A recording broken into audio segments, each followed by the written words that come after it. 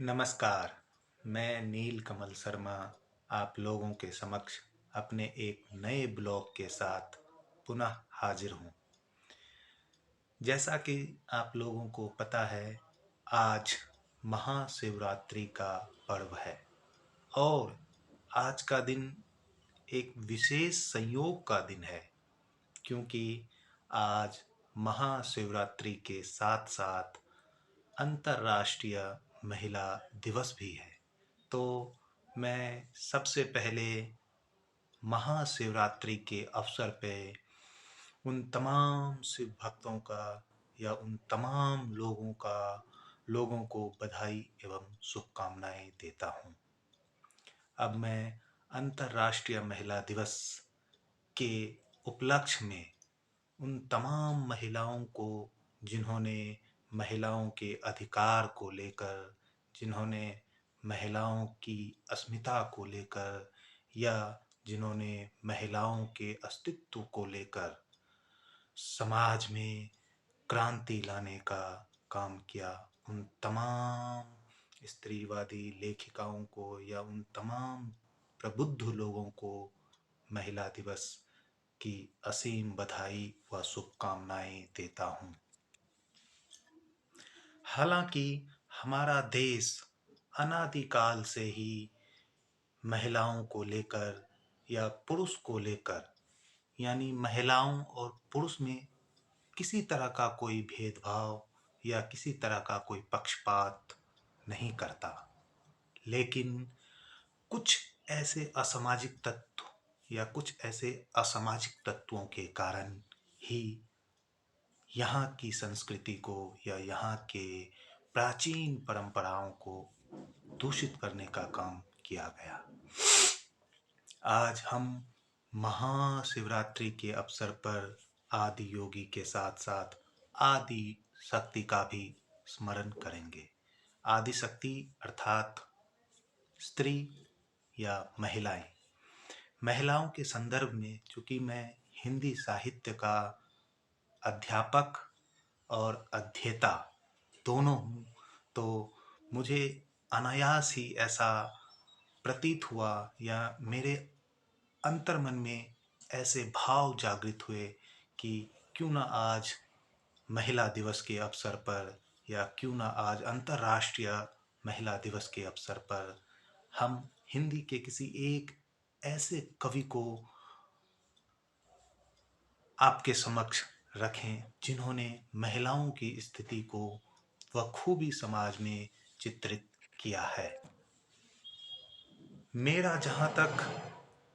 मानना है कि हिंदी में सैकड़ों ऐसे कवि हुए जिन्होंने स्त्रियों के अधिकार को लेकर या स्त्रियों की अस्मिता को लेकर काफ़ी कुछ लिखा है। लेकिन आज उन सैकड़ों कवि या उन सैकड़ों कवियों के बारे में आपके समक्ष मुझे बोलने का या अपनी बात रखने का समय या अवकाश नहीं है। आज मैं मुख्यतः आपके समक्ष हिंदी के एक ऐसे विशेष कवि को रखने जा रहा हूँ या उनकी ऐसे विचार को आपके समक्ष या उनकी कविता के माध्यम से ऐसे विचार को आपके समक्ष रखने जा रहा हूँ जिन्होंने हिंदी साहित्य में स्त्रियों के पहचान को या स्त्रियों के अस्तित्व ऐसा रूप दिया जिससे कि स्त्रियां समाज में अपने स्थान को, अपने पद को, अपनी गरिमा को बनाए रखे। उसी क्रम में मैं आपके समक्ष हिंदी के एक कवि, महाकवि जयशंकर प्रसाद को या उनकी एक कविता तो नहीं कह सकते, उनके कई कविताओं से चुने हुए कुछ पंक्तियां जो कि महिलाओं को समर्पित है, वो रखने जा रहा हूँ। हालांकि जो कवि हैं जयशंकर प्रसाद, वो रोमानी विचारधारा के या रोमांस के कवि हैं, परंतु उनमें जो स्त्रियों के प्रति या स्त्रियों को लेके जो उनका दृष्टिकोण है, वह मैं आपको कविता के माध्यम से बताने जा रहा हूँ। कवि जब लिखते हैं अपनी रचना कामायनी में कि नील परिधान बीच सुकुमार खिल रहा मृदुल अधखुला अंग, खिला हो जो बिजली का फूल, मेघ बन बीच गुलाबी मन। तो इससे हम यह अनुमान लगा सकते हैं कि एक तरफ तो कवि स्त्रियों को कहते हैं कि नील परिधान बीच सुकुमार खिल रहा मृदुल खुला अंग, लेकिन वहीं इसी कामायनी में, कामायनी चूंकि उनका एक महाकाव्य है और यह काव्य हिंदी साहित्य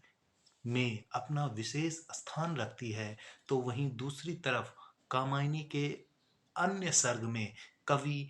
किस तरह से महिलाओं को संबोधित करते हैं, वो मैं आपको उनकी कविता की कुछ पंक्तियों से परिचित करवाने जा रहा हूँ। वो पंक्तियाँ कुछ इस प्रकार हैं। क्या कहती हो ठहरो नारी, संकल्प आंसू जल से अपने, तुम दान कर चुकी हो जीवन के सोने से सपने। नारी तुम केवल श्रद्धा हो, विश्वास रजत नक पक्तल में, पीयूष स्रोत सी बहा करो जीवन के सुंदर समतल में। आंसू से भीगे अंचल पर मन का सब कुछ रखना होगा, तुमको अपनी स्मित रेखाओं से यह संधि पत्र लिखना होगा। नारी चूंकि हमारे समाज की धूड़ी है, नारी चूंकि हमारे समाज को या मानव के अस्तित्व को बनाए रखने में अपना अहम योगदान देती हैं, तो स्त्रियों के प्रति जो हमारे कवि हैं जयशंकर प्रसाद, वो कहते हैं कि नारी तुम केवल श्रद्धा हो, विश्वास रजत नक पक्तल में, पीयूष स्रोत सी बहा करो जीवन के सुंदर समतल में। इस जीवन रूपी भूभाग में, इस जीवन रूपी समतल में तुम पीयूष की धाराओं की तरह बहा करो और उनसे जीवन को सिंचित करो, जीवन में जिससे कि जीवन में एक असीम आनंद की प्राप्ति हो और सींचने के पश्चात जीवन में न केवल असीम आनंद की प्राप्ति हो, बल्कि इस सृष्टि का भी निर्माण हो। तो आपने देखा किस तरह से कवि ने, हालांकि इस कविता में और भी कई सारी ऐसी पंक्तियां हैं जिसमें कवि ने स्त्रियों को सर्व देवी का दर्जा दिया है। सर्व देवी के साथ साथ उन्हें समाज में ऐसा स्थान या ऐसे मुख्य पद पे आसीन किया है जिसकी हम कल्पना भी नहीं कर सकते।